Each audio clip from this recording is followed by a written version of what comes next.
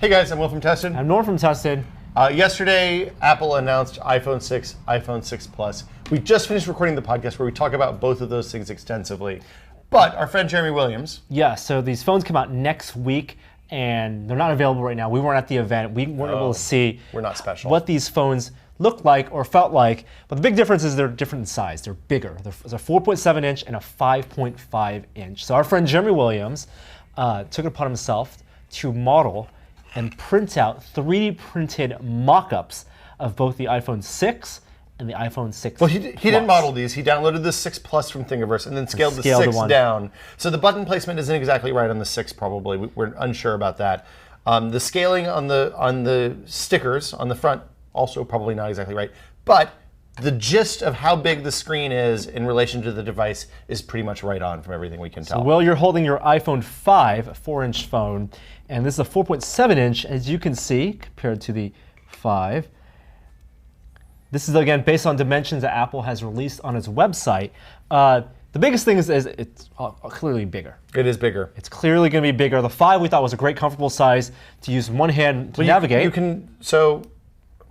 You can reach the entire phone with your thumb. This is something that Phil Schiller demonstrated on stage, either at the 5 or the 5S launch. I can't remember which one. And then let's look at the 6, I have pretty good sized hands.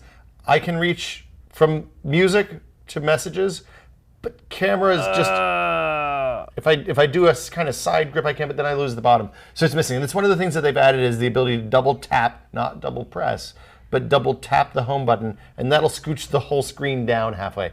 I think it's kind of a dumb feature. Yeah.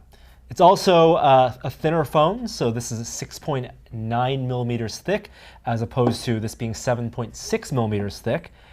You might not be able to notice, also because of the printing, a little bit of warping, but if you lay them flat, it's like the most minor of differences. It's basically indistinguishable. It's going to feel thinner because of the beveled edges, though, versus the square edge. Yep. In your hand. So the other phone was the 6 Plus, and this is the one. This is the big boy. We're really curious about in terms of how it'll change people using their iPhones. The iPhone 6 Plus, this is basically the exact dimensions of what Apple has at least released. 7.1 millimeters thick, 5.5 inch screen.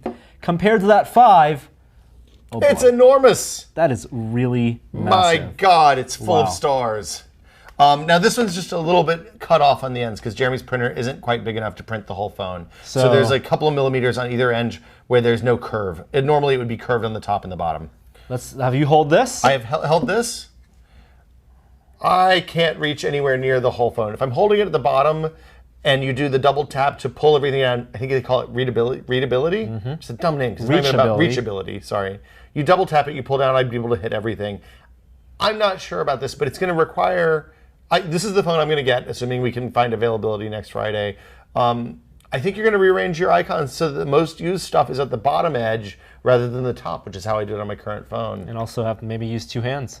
Maybe it's a 2-hand phone. I'm not sure about either of these. I actually quite like the old 4-inch phone, and I'm not entirely sold on the bigger phone. I'm not sure it's a good idea. So this is my OnePlus One, which also has a 1080p 5.5 inch screen and LCD. So they're going to be very comparable.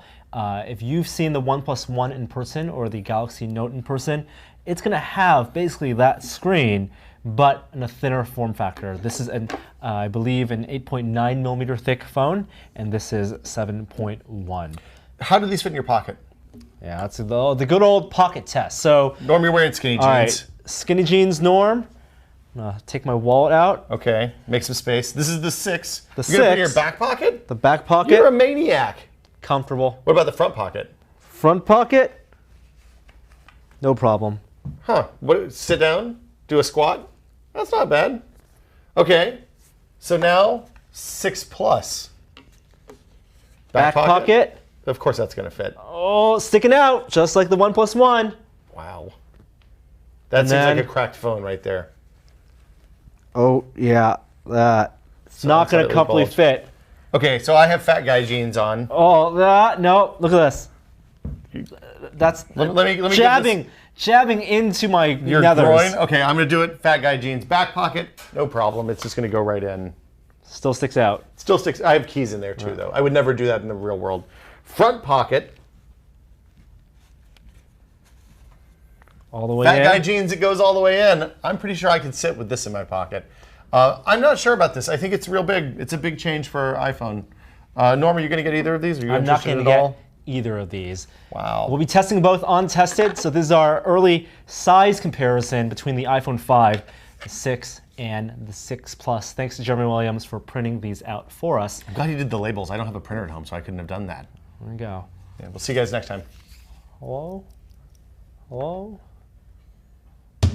Hello?